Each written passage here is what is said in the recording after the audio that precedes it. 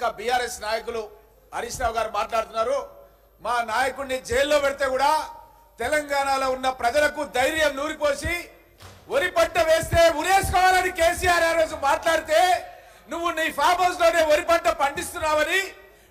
Drone కెమెరాలు పెట్టి video తీపించి రైతాంగానికి బాసటగా ఉండి ఆ రోజు పిసిసి అధ్యక్షుడిగా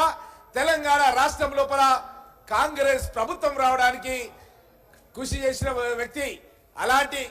మా రేవంత్ రెడ్డి గారి గురించి మా బట్టి విక్రమార్క గారు పీపుల్స్ మార్చ్ పేరిట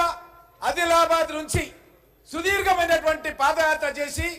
ఖమ్మం జిల్లా వరకు ప్రజల యొక్క కష్టాలు, పేద రైతాంగం యొక్క కష్టాలు తెలుసుకొని ఆ కష్టాలన్నింటి కూడా మా లాంటి సహచర శాసన సభ్యులతో నాయకులతో మాట్లాడి ఒక మంచి మేనిఫెస్టో ఏర్పాటు చేసి ఆ మేనిఫెస్టోను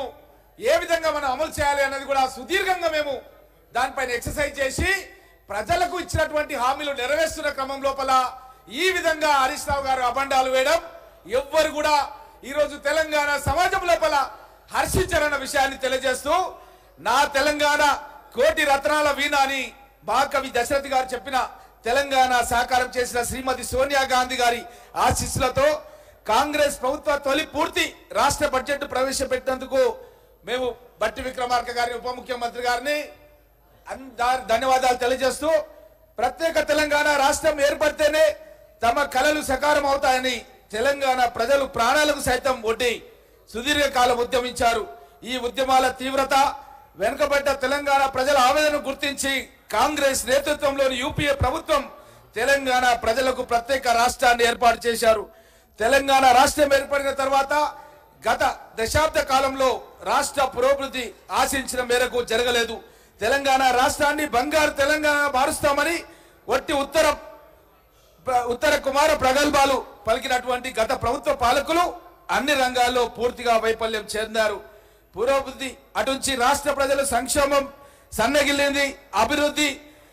అంటగంటింది, రాష్ట్రం అప్పుల పాలైంది. అదేవిధంగా ఇలాంటి పరిస్థితుల లోపల మా ఉప ముఖ్యమంత్రి బట్టి విక్రమార్క గారు ప్రజల యొక్క కష్టాలు తెలుసుకొని ఒక మంచి బడ్జెట్ ని మొత్తం బడ్జెట్ 2,91,155 కోట్ల రూపాయలతో రెవెన్యూ వ్యయం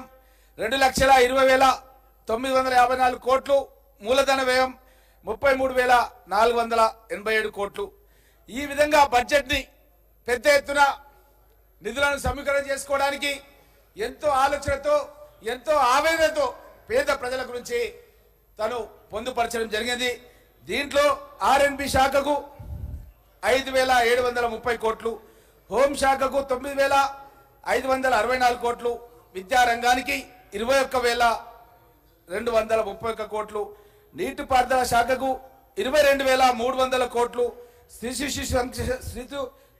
శిశు సంక్షేమానికి ఈ బడ్జెట్ లో 2,736 కోట్లు, ఐటీ రంగానికి 774 కోట్లు, విద్యుత్ రంగానికి 16,410 కోట్లు, వైద్య రంగానికి 11,468 కోట్లు, బీసీ వెల్ఫేర్ కి 9,200 కోట్లు, వైద్య ఆరోగ్య శాఖకు 11,468 కోట్లు, మైనార్టీ సంక్షేమానికి 3,003 కోట్లు, ఎస్సీ సంక్షేమానికి 33,124 కోట్లు, ఎస్సీ ఎస్టీ సంక్షేమానికి 17,056 కోట్లు, రీజనల్ రింగ్ రోడ్డుకు 15,025 కోట్లు, మూసి ప్రక్షాళన కోసం 1,500 కోట్లు, మెట్రో వాటర్ వర్క్స్ కి 3,385 కోట్లు, హైడ్రా ఆర్గనైజేషన్ ఏర్పాటు చేసి 200 కోట్లు, విమానాశ్రయం మెట్రోకు 100 కోట్లు, ఔటర్ రింగ్ రోడ్ కు 200 కోట్లు, హైదరాబాద్ మెట్రో రైల్ ప్రాజెక్టుకు 500